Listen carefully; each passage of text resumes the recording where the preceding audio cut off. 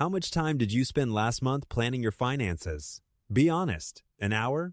30 minutes? Zero? Now, how much time did you spend scrolling social media, watching TV, or shopping online? In Chapter 3 of The Millionaire Next Door, Stanley and Danko reveal the most overlooked wealth-building habit of all: how millionaires spend their time, not their money, their time. Because here's the truth they discovered: the way you spend your hours predicts your net worth more accurately than the way you spend your dollars. Stanley and Danko asked thousands of millionaires a simple question: how do you spend your time? The answers revealed a pattern that separates wealth builders from everyone else. Millionaires spend dramatically more time on financial planning, investing, and wealth management than non-millionaires. And they spend dramatically less time on consumption-related activities, shopping, comparing luxury products, worrying about status. Here's what the data showed. Millionaires spend nearly twice as many hours per month planning their financial future compared to non-millionaires. We're talking about activities like studying investments, reviewing their portfolio, meeting with financial advisors, reading about tax strategies, and setting financial goals. On average, they spent roughly 8 to 10 hours per month on financial planning, compared to non-millionaires who spent less than 4 hours, and much of that was reactive planning, not proactive planning. But here's the counterintuitive finding: the people who are bad at accumulating wealth actually spend more time thinking about money. The difference is what they think about. They spend their time worrying about how to finance their next purchase. Should I lease or buy this car? Which credit card has the best rewards for this vacation? While millionaires spend their time thinking about how to grow what they already have. Should I increase my contribution to this index fund? Is this rental property a good deal? What's my tax exposure this year, and how do I minimize it? Same topic, which is money. Completely different focus. One group is planning how to spend, the other is planning how to build. Stanley introduces another critical finding. Millionaires spend significantly more time selecting financial advisors than they do selecting consumer products. A non-millionaires might spend 30 hours researching which luxury car to buy and 30 minutes choosing a financial advisor, while millionaires does the exact opposite. Think about that. The car depreciates the moment you drive it off the lot. The right financial advisor could add millions to your net worth over a lifetime. But most people invest their research time in the depreciating asset and gamble on the appreciating one. Stanley also found that millionaires involve their families in financial planning. They discuss money with their spouses. They teach their children about investing. Financial literacy isn't a private hobby. It's a household culture. In non-millionaires' households, money is either a source of conflict or a topic that's avoided entirely. Let's look at our first example. Stanley provides a perfect example of this time allocation principle in his research. He describes two men. Let's call them Mr. Ford and Mr. Richards. Both are in their early 50s. Both earn similar incomes around $150,000 a year, but their net worths are wildly different. Mr. Ford's net worth is over $4 million. He spends about 12 hours a month on financial planning. He reads annual reports. He meets with his accountant quarterly. He reviews his investment portfolio every week. He's been doing this for 25 years.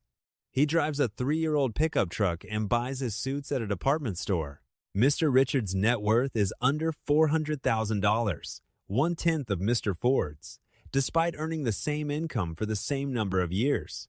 Mr. Richards spends less than 2 hours a month on financial planning, but he spends over 15 hours a month on consumption-related activities like researching new cars, browsing luxury watches, planning expensive vacations, keeping up with fashion trends. Over 25 years, this time allocation difference compounded just like money does. Mr. Ford's hours spent on financial planning translated into better investment decisions, lower taxes, and higher returns. Mr. Richards' hours spent on consumption translated into a lifestyle that ate every dollar he ever earned. The brutal math is this: if Mr. Richards had redirected even half of his consumption research time into financial planning, Stanley estimates he would have been worth at least $2 to $3 million more. Not because he would have earned more, but because he would have kept and grown more of what he already earned. Stanley's conclusion is stark. Tell me how you spend your time, and I'll tell you your net worth. Stanley's time allocation research has been validated in the most unexpected way by the rise of financial content on YouTube and podcasts. In 2023, a survey by the CFA Institute found that investors who spend at least 5 hours per month on financial education, like reading and watching investment content, studying their portfolio has outperformed those who spent less than 1 hour by an average of 2 to 3 percentage points per year. Over a 30-year career, that difference compounds into hundreds of thousands of dollars. But here's the flip side. A 2024 report from the consulting firm McKinsey found that the average American spends 2.5 hours per day on social media. That's over 75 hours per month scrolling through feeds. Meanwhile, a Bankrate survey from the same year found that only 31% of Americans review their investment accounts even once a month. So the average person spends 75 hours per month consuming social media content and less than 1 hour per month reviewing their financial future. That's a ratio of 75 to 1 of entertainment over wealth building. Now look at what's happening in countries with strong financial education cultures. In Australia, the government introduced compulsory superannuation, a mandatory retirement saving decades ago. By 2024, Australian household wealth per adult was among the highest in the world. Part of this is the forced savings system. But researchers at the University of Melbourne found that Australians who actively engage with their superannuation accounts, like checking performance, adjusting allocations, choosing better funds, has accumulated 20 to 30% more retirement wealth than those who simply accepted the default settings. Time spent on financial planning literally translates into money. It's not a metaphor. It's a measurable, provable, mathematical reality. Stanley is not just saying spend more time on finances. He's saying that time is the ultimate currency, and how you invest it determines everything. Think of your time as a portfolio. You have roughly 18 hours per day. That's your total capital. Every hour you spend is an investment in something. The question is, what's the return? An hour spent scrolling Instagram returns nothing. Maybe some entertainment, but zero financial growth, zero skill development. An hour spent understanding how index funds work could change your investment returns for the next 40 years. An hour spent learning about tax-advantaged accounts could save you tens of thousands in taxes over a decade. An hour spent having a real financial conversation with your spouse could prevent the money conflicts that destroy both marriages and wealth. Stanley found that millionaires understood this instinctively. They treated their time the way they treated their money. They refused to waste it on things with no return. And here's the compounding effect that makes this so powerful. Financial knowledge builds on itself, just like compound interest. The more you learn about investing in year 1, the better decisions you make in year 2. The better decisions in year 2 produce better returns in year 3, and so on, for decades. A person who spends 0 hours on financial education at age 25 is not just behind today, they're falling further behind every single year, because they're missing the compounding effect of financial knowledge. Stanley is essentially arguing that there are 2 types of compound interest, financial and intellectual. Millionaires benefit from both. Most people benefit from neither. This chapter fundamentally changed how I look at my calendar. Before reading it, I thought of free time as entertainment time. After reading it, I realized that how I spend my free hours is the biggest financial decision I make every day, bigger than any purchase. The most striking thing about Stanley's millionaires isn't their discipline, it's their enjoyment.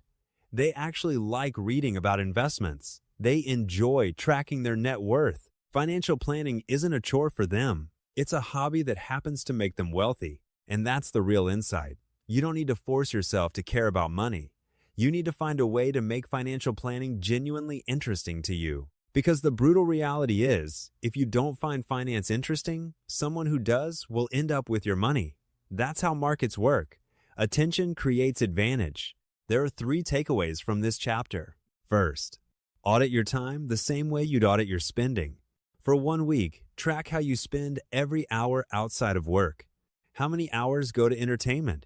How many to financial planning? If the ratio is more than 10 to 1, you've found your wealth leak. Redirect just 2 hours per week from consumption to financial education and planning.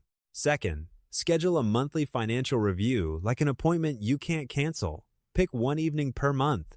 Review your net worth, your investment performance, your spending, and your financial goals. Put it in your calendar. Treat it as seriously as a doctor's appointment.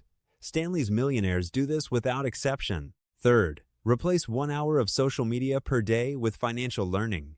1 hour. That's it. Listen to an investing podcast during your commute.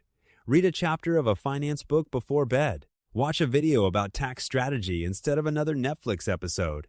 Over a year, that's 365 hours of compound financial knowledge. Over a decade, it's transformative. Chapter 3 reveals the hidden variable in the wealth equation: time. It's not just about how much you earn or how much you save. It's about how many hours you invest in your own financial future. In the next video, we'll cover Chapter 4, where Stanley and Danko tackle one of the most sensitive topics in personal finance: how the car you drive reveals everything about your relationship with money. If this video made you rethink how you spend your hours, hit subscribe and share it with someone who needs this wake-up call. See you in the next one.